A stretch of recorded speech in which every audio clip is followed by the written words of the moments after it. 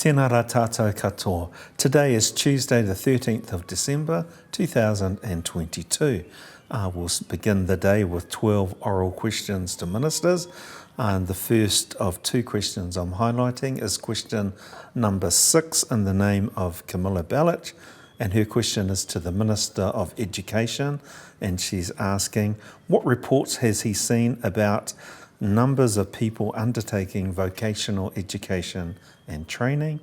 And also question number 12, also to the Minister of Education in the name of Te Ao Tuiono, and his question asks, does he think the wages of rural school bus drivers in Aotearoa are fair?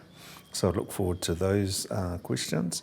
Following oral questions, the Leader of the House will move a motion for the sitting of the House to be extended into tomorrow morning from 9 a.m. to 1 p.m.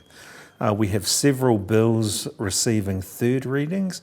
First up, from the Honourable Andrew Little, the Ngāti Kahungunu ki Wairarapa Tamaki Nui Arua Claim Settlement Bill. This bill gives effect to the deed of settlement where the Crown and iwi agreed to the final settlement of historical Treaty of Waitangi claims of Ngāti Kahungunu. Then we have from the Honourable Dr. Aisha Verrill, the Smoke-Free Environments and Regulated Products Smoked Tobacco Amendment Bill. This bill significantly limits the number of retailers able to sell smoked tobacco products. And then from the Honourable Kiritapu Allen, we have the Electoral Amendment Bill. This bill amends New Zealanders' electoral legislation to increase transparency around political donations. Then we have from the Honourable Kelvin Davis the Oranga Tamariki Amendment Bill, a bill that amends the Oranga Tamariki Act 1989 by partially repealing the subsequent child provisions and repealing a redundant information sharing provision. Following these third readings, we have several bills receiving their first readings and referrals to select committees.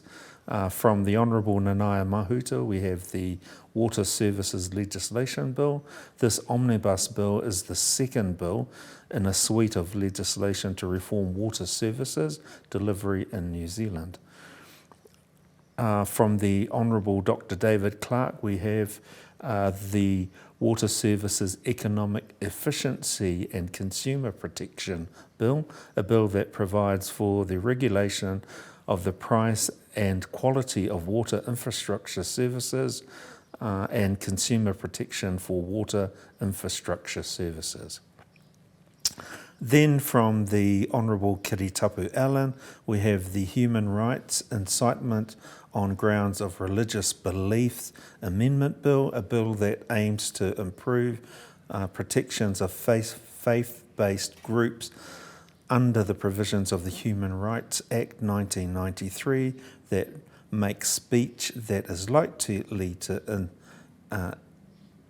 excite hostility unlawful. Another bill from the Honourable Kiritapu Allen, the Sale and Supply of Alcohol Community Participation Amendment Bill, a bill that aims to improve communities' abilities to influence alcohol regulation in their area. Then from the Honourable Andrew Little, the Therapeutic Products Bill. This bill is intended to replace the Medicines Act 1981 and the Dietary Supplementary Regulations 1985 to provide for the comprehensive risk proportionate regulation of therapeutic products. And then finally, if we have time, from the Honourable Dr. David Clark, the third reading of the Natural Hazards Insurance Bill. This bill enables better community recovery from natural hazards to clarify the role of the Commission and the cover provided by the bill, and to enhance the durability and flexibility of the legislation. Nō reira, tēnā rā tātou katoa.